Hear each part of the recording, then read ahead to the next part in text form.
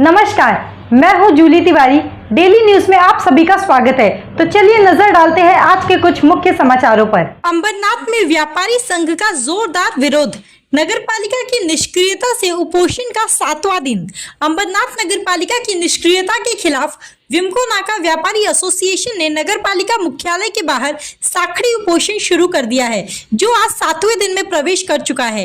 व्यापारी एसोसिएशन का आरोप है कि नगर पालिका ने 1200 दुकानों को ध्वस्त कर दिया, जिनमें साईं बाबा से लेकर फॉरेस्ट नाका तक की सभी दुकानें शामिल है।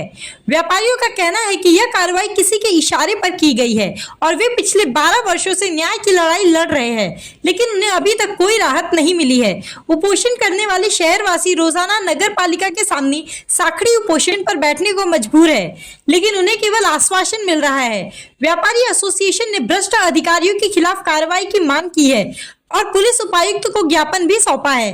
धरने पर बैठे लोगों का आरोप है कि अंबरनाथ नगर परिषद के अधिकारी भ्रष्टाचार में लिप्त है और बिना काम के टेंडर निकालकर उसका बिल पास कर देते हैं। उनका कहना है कि नपा के अधिकारी निजी ठेकेदारों के साथ साठगांठ कर टेंडर बिल के पैसे का बंदरबाट करते हैं, जिसकी जानकारी आरटीआई के माध्यम से प्राप्त की गई। उपोषणकर्ताओं ने पीडब्ल्यूडी, एमएमआरडीए और नपा के मुख्य अधिकारियों से भी मुलाकात की, लेकिन सभी ने अपने हाथ खड़े कर दिए हैं।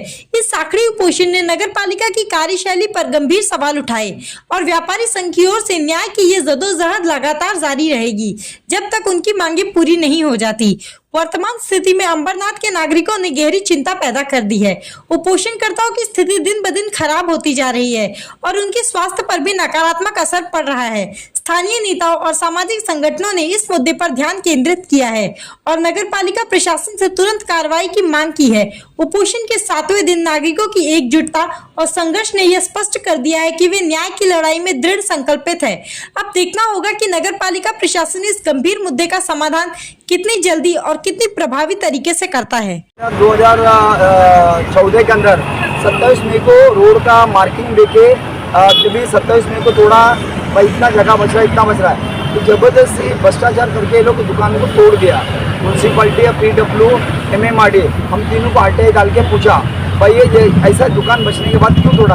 बोलता हमने नहीं तोड़ा। फिर वो बोलता हमने नहीं तोड़ा, फिर मार्किंग कौन दिया था और किस तरह से आप लोग मार्किंग देके तोड़ा, सर्वे कौन किया था? तीनों भी बोलता सर्वे नहीं किया। उसके वजह से हमने लेटरबाजी किया। भाई मुख्यमंत्री को से भी हम जो एक बार पीडब्ल्यू मिनिस्टर थे एकनाथ शिंदे साहब, उनका मीटिंग लगाया सैयदर के इधर। मीटिंग लगाने के बाद मीटिंग के अंदर उन्होंने बोला ठीक है इसका आदेश मैं करता हूँ। तो आदेश करने के बाद में हम पीडब्ल्यू की तरफ उपासन को बैठने के बाद फिर उन्होंने आदेश किया। आदेश करने के बाद कलेक्टर को आदेश किया कि सर्वे, पीडब्ल्यू को बोला भाई इसको सर्वे करो।